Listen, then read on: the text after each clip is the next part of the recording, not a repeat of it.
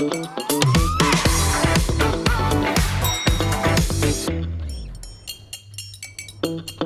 இல்லாம colour print பண்ணுங்க, அதுவும் மிக குறைஞ்ச விலையில. Epson eco tank printers. இது வெறும் ஃபேபுலஸ் இல்ல, இது டோட்டலி பிரிண்டபிளஸ்.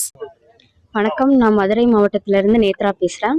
கடந்த கொரோனா காலகட்டத்தில் நாங்கள் படிப்புக்காக சேர்த்து வச்சுருந்த 5 லட்ச ரூபா உதவி பண்ணோம். அதனால பாரத பிரதமர் அவர்கள் மன் கி பாத் நிகழ்ச்சியில் பாராட்டு தெரிவித்தாங்க. அதுக்கப்புறம் முதலமைச்சர் அவர்கள் என்னோட உயர்கல்வி செலவை ஏற்றுக்கிறதா சொல்லியிருந்தாங்க.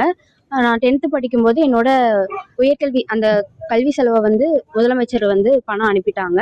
அதுக்கப்புறம் 11th 12th காலேஜ் அதுக்கான பணம் இன்னும் வரலை. நாங்கள் அதுக்காக முயற்சி பண்ணிட்டு இருக்கோம். நாங்களும் விஓ ஆஃபீஸ் அந்த மாதிரி எல்லா இடத்துலையும் போய் சொல்லிட்டு தான் இருக்கோம். இன்னும் அதுக்கான நடவடிக்கை எடுக்கலை. அந்த பணத்தை கொடுத்தா ரொம்ப நல்லதாக இருக்கும்.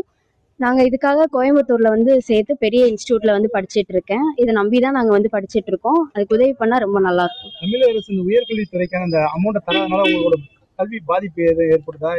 காலேஜில் உங்களுக்கு ஃபீஸ் கட்டுறதுல கொஞ்சம் சிரமமாக இருக்குது. அப்பா சேர்த்து வச்சிருந்த கொஞ்சம் கொஞ்சமாக தான் கட்ட முடியுது. கொஞ்சம் கஷ்டமாக இருக்குது செலவு பண்ணுறதுக்கு. ஏன்னா பெரிய இன்ஸ்டியூட்டில் படிக்கிறனால இதை நம்பி தான் நாங்கள் சேர்ந்தோமே. அவங்க கொடுத்தாங்கன்னா கொஞ்சம் உதவியாக இருக்கும். எத்தனை ஆண்டுகளை கொடுக்கல, எவ்வளோ அமௌண்ட் கொடுக்கணும்? கடந்த 3 ஆண்டுகளாக அவங்க கொடுக்கல. 11th 12th காலேஜ் பணத்தை அவங்க கொடுக்கல. 10th பணம் மட்டும் தான் கொடுத்துருக்காங்க. இதெல்லாம் கொடுத்தாங்கன்னா அது 5 lakhs கிட்ட வருது. அதை அவங்க கொடுத்தாங்கன்னா ரொம்ப உதவியாக இருக்கும். தமிழக முதல்வர் அந்த உறுதியளித்ததன் அடிப்படையில் தான் நீங்கள் அந்த காலேஜுக்கு சேர்ந்தீங்க. ஆமாம், அவங்க உதவி ஏன்னா 10th பணம் கொடுத்துட்டாங்க. சரி நமக்கு கல்வித்தொகை வரும் அப்படின்னு சொல்லிட்டு அந்த நம்பிக்கையில தான் நாங்கள் போய் சேர்ந்தது.